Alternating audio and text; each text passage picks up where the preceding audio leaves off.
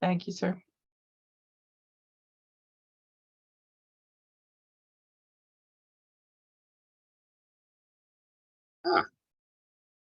Now we're getting up their numbers. At another minute or so. I'll cough a little bit and turn things over to you. All right, cool. Look forward to it.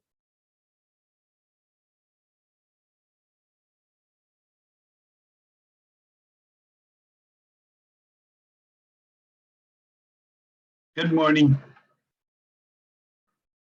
Good morning. How are you?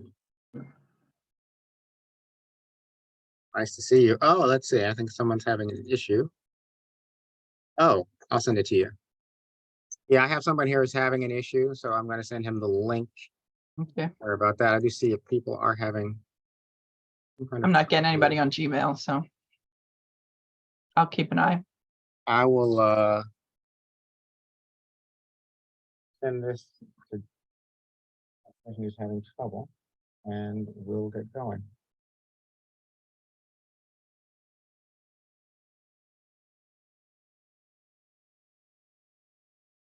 And that way, I'm pretty sure they have it. Go to my. Sorry about this. Oh, hey, Joe. How are you? Here. Kennedy coming in. And let me just have a person who's having trouble. They don't have the link. A second on that, and I will send it.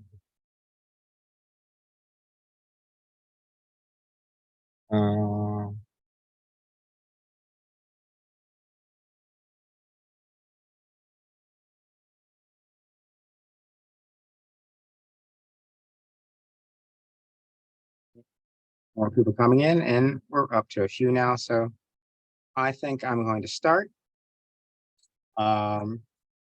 today's session. Oh, there you are, but I'll go to the beginning. And welcome to the Libertyville annual seminar. This is the Libertyville chapter and Pieces of the Puzzle, day 2. And thank you everybody for attending. We appreciate it. And don't forget, at some point today, Andy will let you know what his piece of the puzzle is, and you'll be able to use that. Then along with the other pieces, if you collect them all, you know them, you will be in the running for a $50 gift card. There are 3 of those available. So make sure that you collect those puzzle pieces. Take a look at our sponsors. We have Active Navigation, and so before we have Bayshore, another sponsor. They've been a sponsor of ours for several years, as has GRM. We'd like to thank them for their sponsorship. And that's the man today, Andy Seaman. He's a senior enterprise account executive at Active Navigation. And tomorrow we're going to have Priest. He'll be speaking tomorrow at 10 o'clock. And don't let the learning end, even if it's not our chapter. ARMA, New Jersey on Thursday. That's after our Thursday session. So there's no worry about crossover, any interference. You can join this session in the afternoon after our session. And it looks very interesting. You can see what that's about. And as always, if join the Libertyville chapter, if you're not a member, we'd really appreciate that. And I think that's it for me for right now. I'm going to turn it over to Andy so he can share his screen. I'm going to stop. Okay. Yep. Here. Let's see if I can share my screen. Tell me when you can see that, Hutch. Yep, we can see it. All right. Let me just put it. There we go.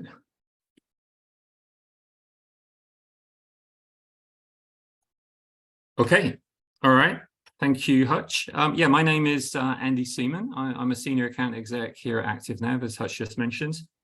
And I've been living and working in the New York City area now for over 25 years. But I guess you already got that from my heavy New York accent. You may be familiar with ActiveNav from the many events that we've supported and sponsored, both with ARMA International and also the various ARMA US chapters like yourselves over many years now. And we always appreciate the opportunity to meet with your members and obviously get insight into your ongoing records management challenges. But if not, we are a data compliance and governance software company and experts in the provision of solutions which help organizations discover, understand, classify, and manage their unstructured data. So I have over 25 years experience helping customers benefit from the deployment of enterprise software and data management solutions. And of course, I'm really pleased to have the opportunity to meet with you here today. Yeah, but before I get started, I don't want to keep you waiting on the puzzle piece. As Hutch mentioned, it's the pieces of the puzzle. And this is the light green puzzle piece for the all-important Amazon giveaway card. So you can relax now. That's the session, and obviously leave if you want to. Okay, migrating to Microsoft 365. Are you ready?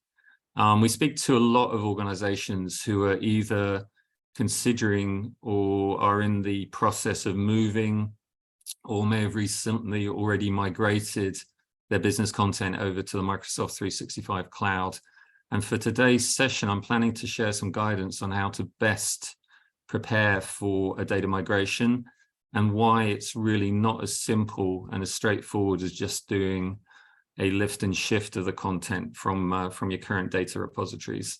And I'll outline our proven methodology and the steps that we think are critically important for you to follow to ensure a successful migration, obviously with the minimum amount of disruption to your business. I'll then quickly take you through a case study to provide a real-world example from one of our financial services customers and share the challenges and opportunities that we help them deal with through their migration initiative. And I'll then finish up with providing you with some best practices that you should consider taking on board for any Microsoft 365 migration that you might be considering in the future. And hopefully we'll then have some time for questions at the end before we wrap up the session. So maybe you could keep those questions and maybe ping them in the chat as we go, and I'll try and get to those at the end. Or if we don't have time, we can certainly follow up by email afterwards.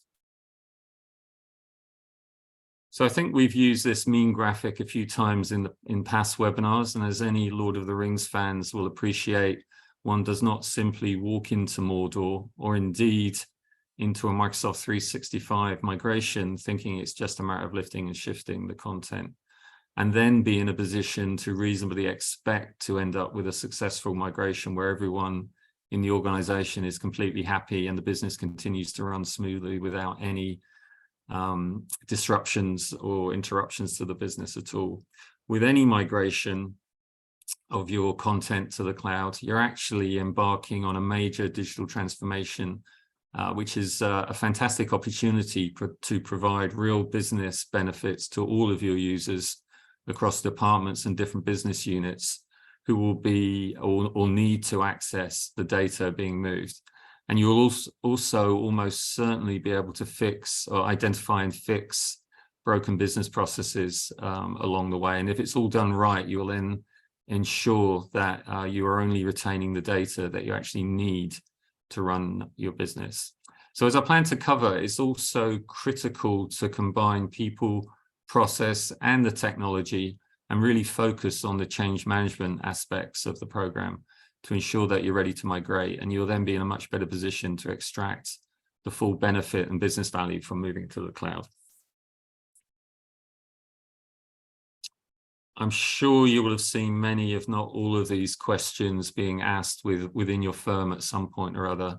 We hear these sort of questions all the time from companies that we talk to who are looking to embark on a data migration program. So for sure, you're definitely not alone if you are worried about any of these items on this list. Every firm has, of course, created and collected data over many years, and lots of unstructured files being stored away every day by users outside of their process-based applications onto laptops, departmental file shares and SharePoint sites, and also data which may have come from outside the organization, resulting from mergers and acquisitions. And it's this data which is often not being accessed or opened even for many years, which is your unloved data, which is sitting out there on your network out there in the wild, so to speak. And even for small firms, this unloved data can be tens of millions of files, which equates to multiple terabytes of data. And sometimes just the volume alone can make everything look so challenging and leave organizations wondering how or where do they even start a migration project. And quite often these initiatives can get parked or just put on hold because they look way too complex and they never get off the ground. So what are the risks? Well, there are many risks, and they're not always completely obvious. One ActiveNav client, who should remain nameless, engaged with us after they had moved to the cloud. They didn't do any meaningful preparation or review of their data, aka they did the lift and shift approach, but their move to the cloud, despite that, went smoothly, and they thought they'd done a great job. However, on the first Monday after the move, people started using their shiny new cloud-based system and found all sorts of executive pay information, which was obviously very interesting for everyone, but which should obviously not, they shouldn't have had access to. So of course, when you move to the cloud to make your information more accessible, it also becomes more easily findable. So just one of the examples of sensitive data that can cause problems internally. But externally, cybersecurity challenges are everywhere, which you obviously hear about almost every day now, with constant security breaches and ransomware attacks. And these risks are only there or exist because of the sensitive data you're holding within your network without even knowing it's out there on the network somewhere. So depending on the type of business, it's all that information: customer credit card details, social security numbers, banking details, etc. And all of this type of data presents a mountain of PII, or personally identifiable information, as well as potentially personal information like PHI or even confidential business information, which then presents an easy target for those hackers once they do find their way into your network. And it's all of this data, if it's not secured, will certainly open up a firm to data privacy reg compliance violations and potentially reputational damage that might follow. So even though good data governance is really important, nobody really loves governing information just for the sake of it. Well, I guess there might be a few people on the call here who beg to differ with that. But often it's only after a compelling event like a security breach, resulting in a compliance violation, a regulatory warning, or even being hit with a fine, that firms realize that they do really have to take on data privacy and governance seriously. So moving to the cloud can certainly bring many benefits, which we've all experienced, especially over the last few years that we were mentioning before, with working from home or now in some form of hybrid office arrangement after the pandemic ended. But it's not just about those IT benefits, reduced support costs, and flexibility that the cloud provides. Moving to the cloud also presents an opportunity, or one of those real compelling events, to enforce maintaining good data governance within your organization and wrap it up as part of the migration program. And really, for a migration project to be successful, you really need to have good governance. It's at the core of the migration. So to be able to do this, you need to avoid the mistake of thinking moving to the cloud is just an IT decision. And as I said at the outset, it's essential to identify stakeholders, business across the business, and get buy-in from the data owners and business units who are going to be impacted to help sell the benefits of the migration. And down there on the last point of the slide, we don't know what we don't know. Here at ActiveNav, we have the mission, and our aspirational goal is to get every one of our customers to a state of zero dark data. So what does that mean? Typically, no one we talk to can often fully articulate the data that they truly have out there on the network. They might be able to say, we think we have this data over there in that system, but generally they're not sure and don't really know what data they've got, or certainly not what's inside the data that they're holding. So to be able to shine a light on this corporate data, dark data, to understand what level of risk is out there, what information is or isn't important, or if even it should be on your network at all, and truly be able to understand what information you have, this is the all-important first step. We've seen research that indicates over 68% of all data is deemed as dark data by most organizations. So clearly, this is not a good starting point when you're looking to run into a cloud transformation program. But don't worry, there is a path to success that's proven.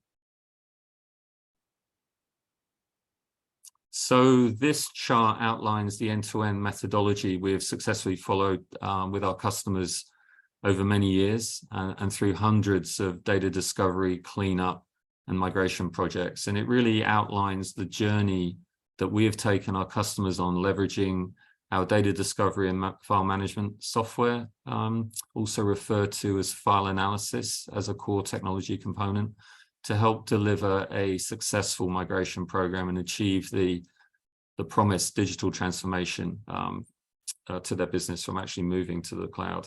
So I'll now take you through some of the important aspects to consider for each of these steps. And as I mentioned, the first all-important step is we don't know what we don't know about our data and dealing with that issue.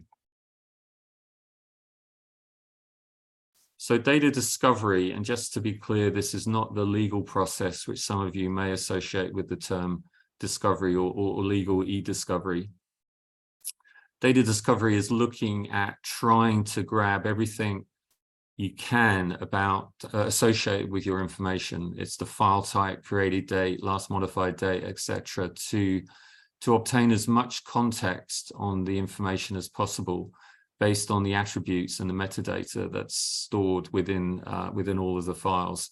Sometimes you can get all of this, but often there's very little information based on the container or the repository of the information it's stored in, or maybe it may have to do with the file type or the age of the file. A lot of older firms, like power and water utility firms, for example, that have older files going back many, many years.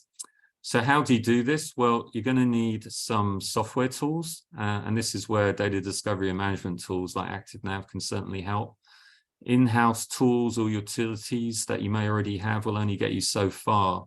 And what you're going to find is these tools can fall over quickly when they're looking to scale and run discovery against larger data sets that will likely be in scope for any migration program with millions of files, terabytes, or increasingly petabytes of data in larger organizations, which are always going to be held across multiple unstructured repositories.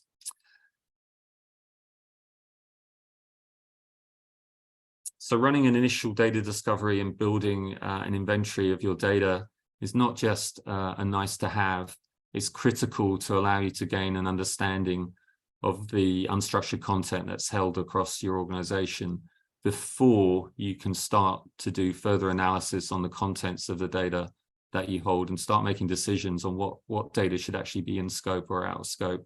As you can see from this slide, data inventory will provide a map of your data, which feeds multiple departments, business processes and functions, and highlights the need to establish that coalition that I mentioned across stakeholders and data owners to then be able to fully understand the impact that the migration will actually have on obviously the important aspects of your business. This can include compliance with data privacy regs that I mentioned, being prepared for security breaches, or maybe just optimization for your legal discovery process. It's not just about being prepared for the migration.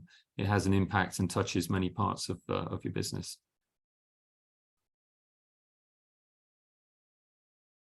So after that data mapping exercise to build the inventory, you're now in a position to start extracting the business value out of the data. And in order to allow the data owners identified to make decisions on what will be in or out of scope for making that move across to the cloud. We already spoke about the large footprint of dark data that will be lurking out there across all of your unstructured data repositories. And the initial target is identifying data that is deemed as redundant, obsolete, or trivial, commonly referred to as rot, as well as duplicate data, and then triaging that data to allow you to focus on the data that really matters, all the good stuff. So in the case study that I'm going to cover a little bit later, 40% of the content held by a large financial services firm was identified as rot and of no business value. And this is typical, and working with our customers, we can often see 50% or even more data being designated as rot, which obviously, if you think about it, cuts the problem that you're going to have to deal with in half. That said, users in all types of businesses still love hoarding their data. And the hardest part of this type of project is actually engaging the business and getting the data owners to a comfortable place where they're able to actually go ahead and hit the big red button to delete that data. So rot data or duplicate files are somewhat easier to deal with and go ahead and delete without too much pain, but it's essential to have and provide workflow with a review process and a supporting audit trail mechanism to allow for that defensible deletion of this data. Even if it's clearly rot and deemed as having no business value, you really need to still provide the audit trail to let people know what actually happened to the data when it's deleted. So triage of the data, of course, extends beyond shining a light and identifying rot and duplicate data. You then really want to concentrate on the remaining useful data and look at creating classifications in line with departmental retention policies, for example, and adding metadata or tags, labels to make the good data more usable and easier to find once it's been moved across to the cloud. From our experience, many organizations who rely on to manually tag information or rely on users to manually tag information with classifications have found that users generally have very little interest in actually doing this. And if they do tag documents, it will often be by choosing the first option on the list, which is often incorrect, leaving you with that old adage, garbage in, garbage out. So modeling or configuring rules and regular expressions which represent your company and departmental governance policies and software will facilitate automating the classification of your data. And it will make sure that good data is correctly structured, labeled and tagged, and obviously then help the new cloud environment to run more smoothly. Data can obviously be categorized in many ways, and these categories will obviously vary by business or industry, but you want to ensure that you categorize data to make it more accessible and, where possible, leverage the capabilities in M365 to inherit information to make it easier for users to actually find their data. So some of the more common examples we would see include identifying official records and applying record retention policies, schedules, so you're not unnecessarily over retaining data. Creating taxonomies of interest. This could be creating asset numbers for an operating asset, or maybe a pipeline equipment number for an oil and gas company. And then taking your old file share information, everyone has file shares still, amazingly, and the folder structures, and reorganizing and restructuring the folders more efficiently, so users don't have to wade through folder structures that we see of 30 or 40 layers deep, and in doing so make it much more intuitive and easier to find the information once it's been moved into the cloud. And then applying sensitivity and privacy classifications in line with your company policy for financially sensitive data or commercial data to address the applicable data privacy rules that may be applicable to you, like GDPR or CPRA, and how this PII data should be secured, quarantined, or even removed. And as already mentioned, users generally do a poor job manually labeling or applying or adding metadata to documents. So when you review your existing legacy data, you're probably going to find that it's in a pretty poor state.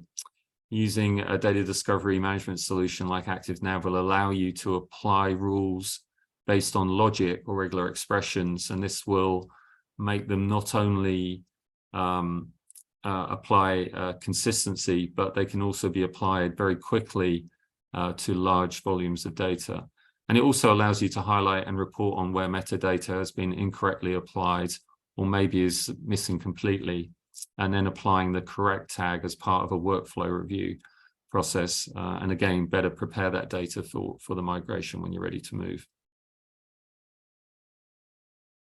So one of the cool features, which is a somewhat recent addition to the Microsoft 365 platform, and which you should also need to consider leveraging as part of your migration to the cloud, is the Microsoft Information Protection, or MIP, or formerly AIP framework. MIP is a feature called sensitivity labels, which is provided in a framework that can be very powerful if it's implemented correctly. And it allows you to embed security labels into Office documents. So MIP policy applied by Office applications like Word can add visual watermarks or stamps, which can then be viewed in the document. As you can see here in this example, the document is labeled as restricted external. But in addition to the visual, MIP also embeds the security label as metadata, which then stays with the file, which can then be used by applications downstream, such as DLP tools, to enforce security protection.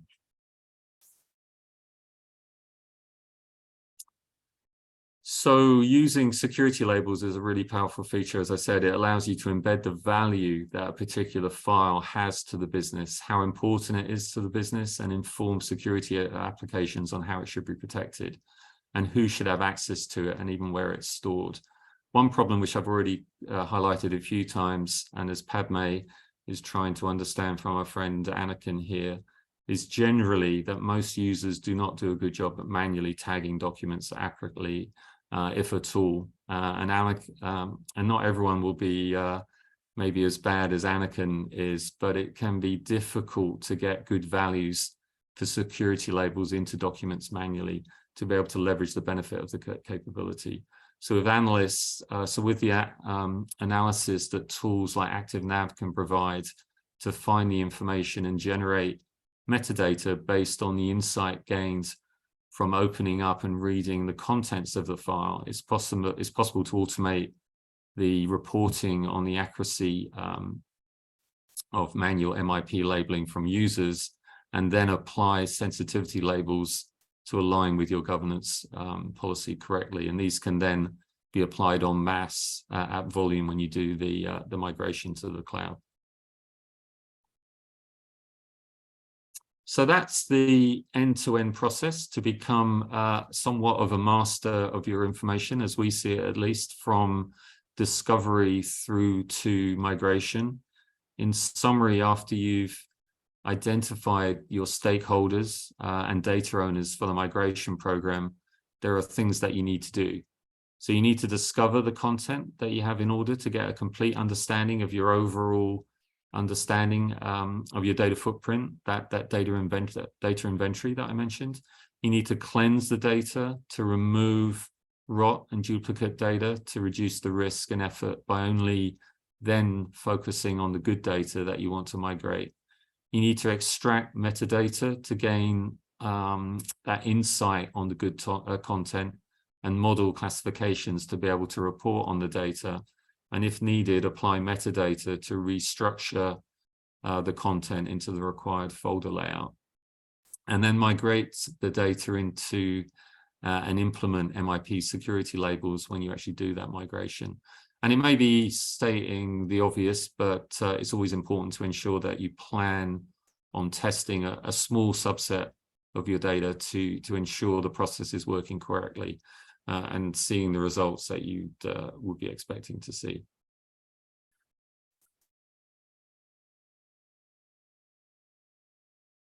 So this case study is from a Fortune 1000 financial services company here in the US with around 6,000 employees. When we first engaged with them a few years ago, they were struggling with controlling rapid data growth, like a lot of customers that we talk to. And this was resulting from various acquisitions with limited visibility into the data sources they had, which was spread across 7 data centers in the US. And they had recognized that their dark data was making it very difficult for them to be able to comply with privacy regulations like CPRA and New York cyber regs. So we were initially selected and engaged to carry out a ROC cleanup across those 7 data centers, targeting around 200 terabytes of data. And this initial phase resulted in over 100 million files being remediated, and their sensitive data risk was also mitigated enormously during this process, with over 35 million files containing sensitive data being remediated. So the cleanup project also highlighted a number of broken business processes, which they were also able to fix during the project. One example was gaps in the process that was being used to manage terminated employee data held on disk drives. Another example was identifying folders where there were thousands of zip files uncovered, and these zip files contained millions of files with all kinds of PII, which they were then happily able to remediate, and then more importantly, lock down the system process that was actually generating these problematic data extracts from another system. The company was also already using Microsoft 365 and had decided to move forward with implementing MIP sensitivity labels to drive their enforcement of their data management policy. And as part of the rollout, users on a trial basis were trained and tasked with assigning sensitivity labels whenever working on a document. The challenge was, with over 100 terabytes of data containing more than 120 million files, manual labeling this volume of files was clearly not going to be a viable option.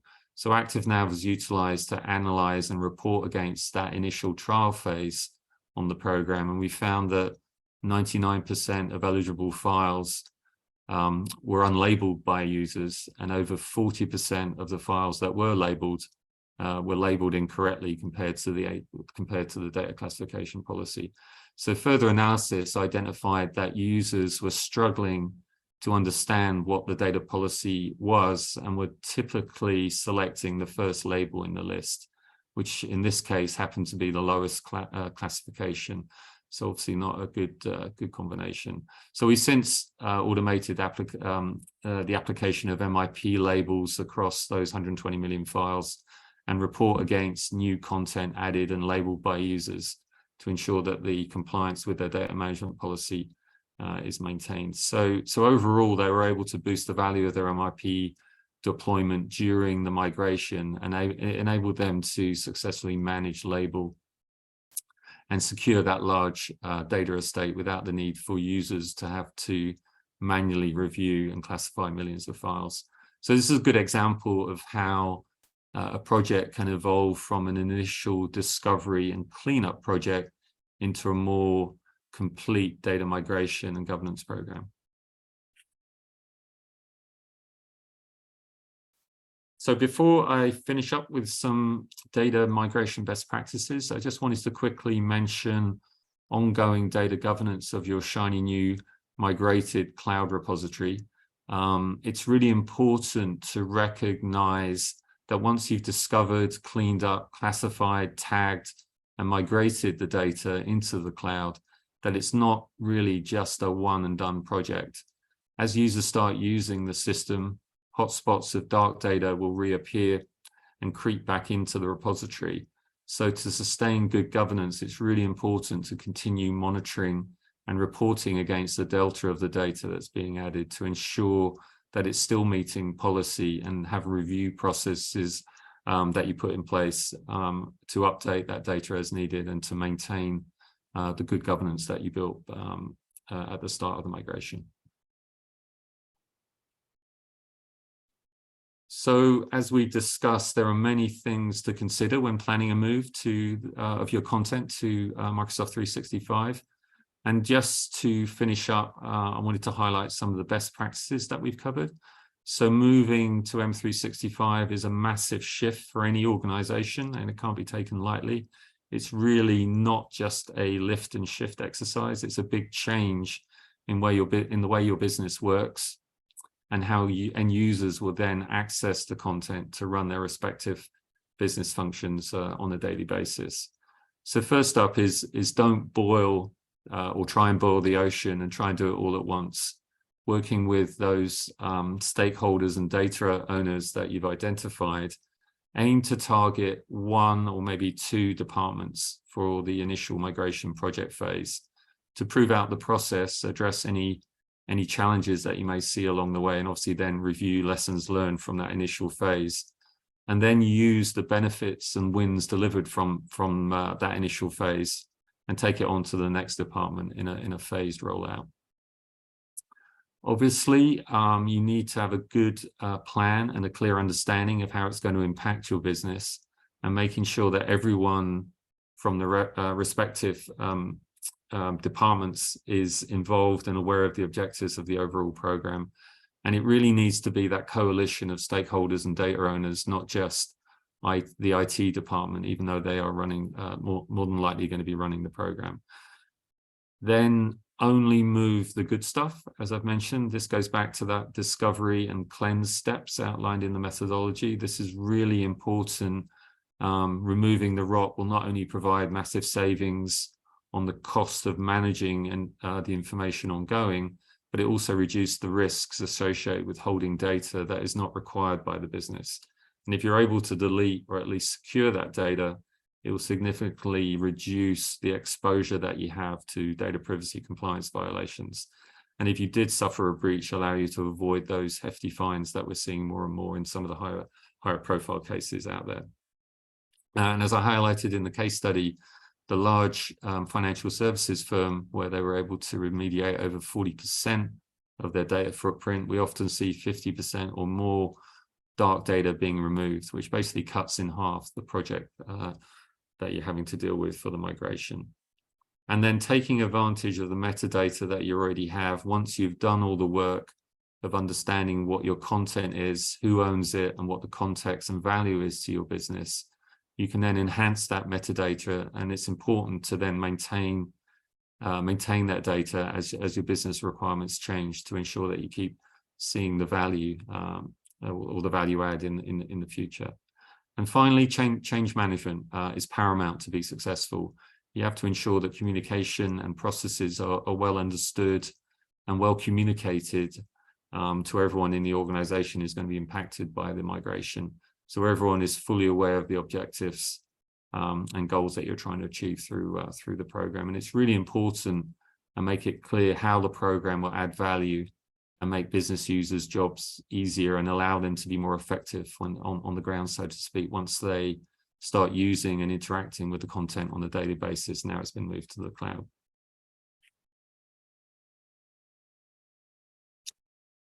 Okay, Andy. I'm sure you have plenty on your agenda, but I think we do still have some time for questions. But just quickly, I have some questions here. I've been taking questions in the chat room. I had everybody direct them to me. Okay. So, well, actually, just quickly before I jump in on that, I just wanted to quickly highlight a couple of items. We've provided links to further information on how ActiveNav can complement the capabilities of the M365 cloud platform. And there's also another interesting case study on a data migration preparation project, which we did with Metropolitan Water District of Southern California, and also a white paper on governance and compliance for unstructured data, which I think should both be an interesting read. I'll add the links into the chat in a little bit. So thank you. I guess we can share the presentation as well afterwards. Are your slides going to be available? Yeah, I can PDF them up and send them through to you, and you can, more than welcome for you to share those. Yeah, just send those to me and I'll make sure they get to the chapter membership. Yeah, okay, fantastic. Okay, let me come out of that. And let's say I have a question here. Question asked from Susan. She says she's always wondered how the cloud is more secure than keeping data in-house. She understands that I understand that my office no longer has a responsibility for that data, but someone does. It's not like, where is it? Well, that, you know, it's funny over the last, certainly with the advent of the pandemic and companies being forced to use the cloud, certainly there's more of an expectation that quote unquote IP and sensitive data is going to be held in the cloud. So, but you still need to make sure in whether it's on-prem or in the cloud that that you're only holding data that's important to your business. There's risks associated with both. But yeah, obviously, if you talk to Microsoft, they you know, through the Azure platform that they provide, they offer a very secure platform to hold that data. So yeah, once you've made that decision that you're comfortable with moving to the cloud, and I'd say most firms these days are obviously open to it. I mean, it's more readily accepted, but you do have to get over, and a lot of legal firms that we talk to struggle with this, and it's not just legal firms, it's sort of the historic nature of holding data on file shares, because that was always the easy option, and then SharePoint became the solution to that, which was SharePoint on-prem, but ended up just really being another form of file share. And you know, I think we're going to see the same in the cloud with you know, Azure file shares being available. But yeah, there's certainly more of an acceptance that moving to the cloud is going to keep your data secure. I have another question. Does ActiveNav have its own tools to assist with collection and migration, or do you are you more consultant type? No, we have a software platform, both on-premise and a cloud-based solution, which is more focused on data compliance. So we kept that methodology that I outlined.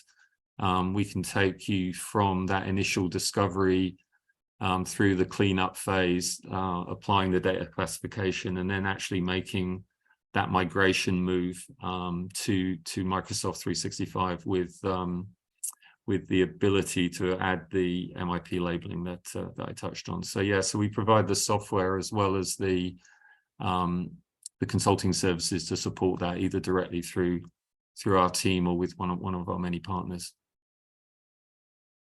Okay, and let's see. Well, I'm going through my slides here. I wanted to ask. I think you did kind of get to this by the question here. Because you're talking about, you know, data with no business value, and certainly want to get rid of that. But then you did mention, you know, also the risk associated with data you don't need. It's not just, hey, we don't need this, but it's an actual, you know, potential danger, like you said, through hacking or through breaking some kind of, you know, statutes or codes, Yeah. Regarding client data. So I think you did cover that one. It's not just, there's no business value to the data, but there's also a risk to that data. Yeah, there's different levels of that, right? There's the obvious no value, but even in the obvious, you know, redundant, obsolete, trivial, different firm. We, you know, from our software standpoint, we have an out-of-the-box rule set that designates certain types of data as redundant, obsolete, or trivial, and it could be something as simple as, you know, empty files. You're going to find literally millions of empty files across your repositories, for example. But different firms have a different view on what might be considered as rot. And then once you've gone through that and then identified duplicate data, is then understanding what's in the contents of the remaining files to really get to whether that data has any business value, or if indeed it's a security risk, right, based on the sensitive data that you might be holding. Yeah. Oh, and could you repeat your puzzle piece? Because some people did come in late. I will make sure they get. Oh yeah, here you go. It's the light green puzzle piece. I think I've even got a little arrow pointed to it. There you go. Yep. So yeah, make sure everybody that you get that that puzzle piece, and we'll make sure that you're entered into our giveaway. Let's see. Do I have any other questions here? I just put those links into the chat. Okay, fantastic. There, everybody. Yeah. But they're going to be bound up in the PDF as well. I'll send that through to you. Okay, great. And I don't think that I've got any more questions. Anybody have anything? Nope. Well, thank you very All right. much. That was very informative. There's a, I mean, I guess, you know, might see more M365 more and more. I mean, at the ARMA conference last year, there was so much devoted Yeah. Microsoft 365. For sure. Yeah, it's the elephant in the room, right? Everyone is now using it. Who'd have thought, right? So you went back. Yeah, who'd have thought? Yeah, but, Yeah, they don't have much power in Microsoft, but yeah. that was well, like I said, very informative. And let me check my chat again. Something pop up? Nope. Okay, That's well, you know, if anyone thinks of any questions, feel free to send them through to Hutch, and I'll happily get them answered offline. and I will get them to Andy. No, Great. All right. Well, thanks for your time today. I appreciate having the opportunity to chat with you.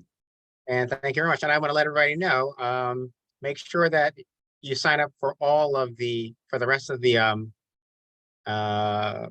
seminars. You have to sign up for every day, so you make sure you get that link. So that link doesn't work. The first link doesn't work for all of them. You have to sign up for each day to get the next Zoom link for the next meeting. So make sure you sign up for all days. And I think that's it. So once again, thank you, Andy. Thank you, everybody, for attending. Thanks for your time. Appreciate it. We appreciate it. All right, everybody. All right, guys. I'll see you Thanks a lot. tomorrow at 10 for our next meeting.